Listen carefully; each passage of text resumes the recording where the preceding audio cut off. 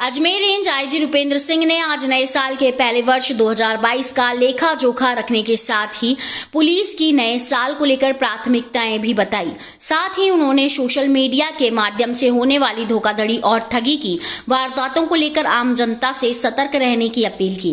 Range IG Rupendra Singh ने बताया कि डीजीपी द्वारा कानून व्यवस्था को बेहतर करने के साथ ही पुलिस के बर्ताव में सुधार लाने के लिए कई दिशा निर्देश दिए हैं। वहीं उन्होंने बताया कि अजमेर रेंज में 38,600 मुकदमे अब तक दर्ज किए गए हैं।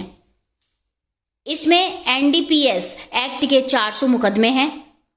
इन मुकदमों के निस्तारण को लेकर भी उचित दिशा निर्देश दिए गए और साल के अंत तक 25% पेंडेंसी बची है। यह संतोष की बात है और इसमें और कमी लाई जाएगी। उन्होंने कहा कि परिवादियों की समय पर सुनवाई हो, इसे लेकर थाना स्तर पर हो रही जन सुनवाई की जा रही है, जिसके कारण उन्हें राहत मिल रही है और पुलिस अधिकारियों की पास भी शिकायतें कम पहुंच रही हैं। वहीं उन्होंने कहा कि प्रत्येक जिला स्तर पर साइबर थाने में बन रहे, जिससे साइबर अपराध पर रोकथाम को लेकर कार्रवाई की जाएगी। उन्होंने कहा कि सोशल मीडिया के माध्यम से लगातार आम जनता के साथ ठगी की वारदात सामने आ रही है। ऐसे में आम जनता को सतर्क रहने की आवश्यकता है। पुलिस प्रशासन के पास इसे लेकर कोई ठोस कानून नहीं है और ना ही इतना संसाधन है। ऐसे में सभी को पुलिस के द्वारा दिए गए दिशा निर्देश की पालना करनी चाहिए। ऑनलाइन फ्रॉड के लिए टोल फ्री नंबर जारी किए गए, जिससे कि उनकी ट्रांजैक्शन को रोका जा सके, लेकिन इसमें काफी देर होती है, जिसका खामियाजा परिवादी को उठाना पड़ता है।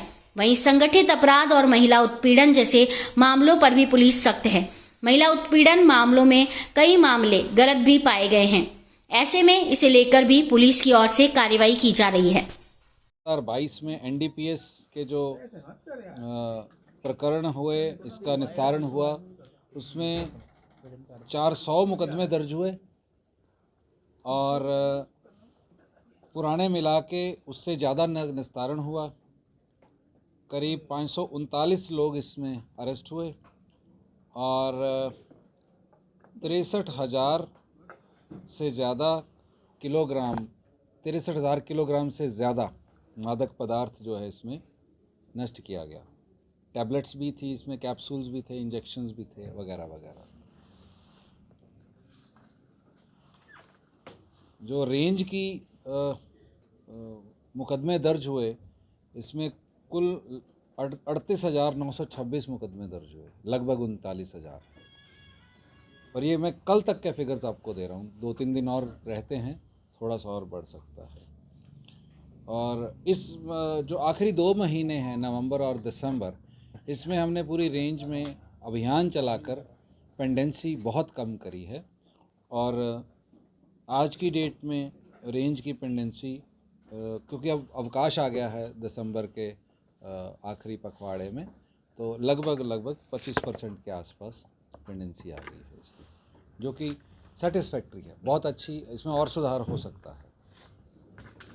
प्राथमिकताएं मैंने आपसे शेयर कर ली राजस्थान पुलिस की कि 5 तो हैं क्राइम रिलेटेड, अपराध संबंधी, और 5 हैं प्रशासनिक।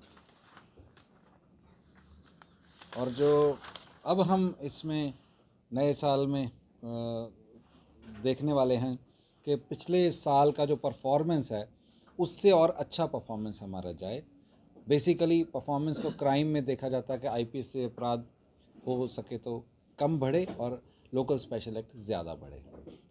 और इसके साथ ही जो पुराने मुकदमे पड़े हुए, अनसुलझे हुए, उसमें और सुलझाया जा सके उनको।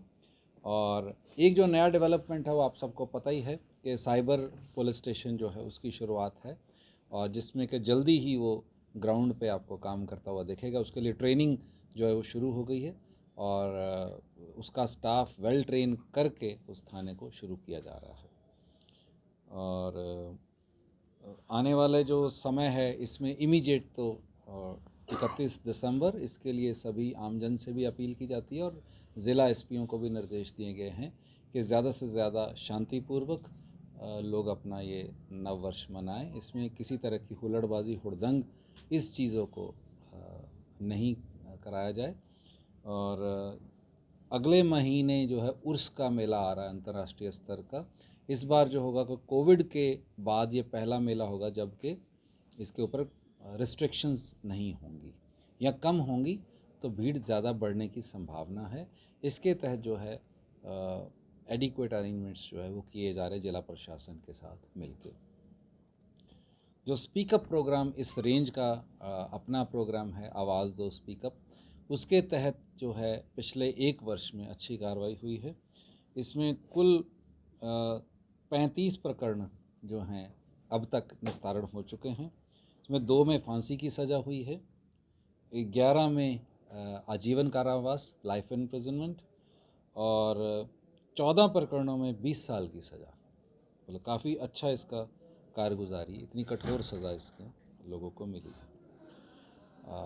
थाने पे जनसुनवाई जो है 12 से लेकर 1:30 बजे तक लगातार चल रही है। जब से नए डीजीपी साहब ने कार्यभार ग्रहण किया है तब से ये वाली सुविधा चल रही है।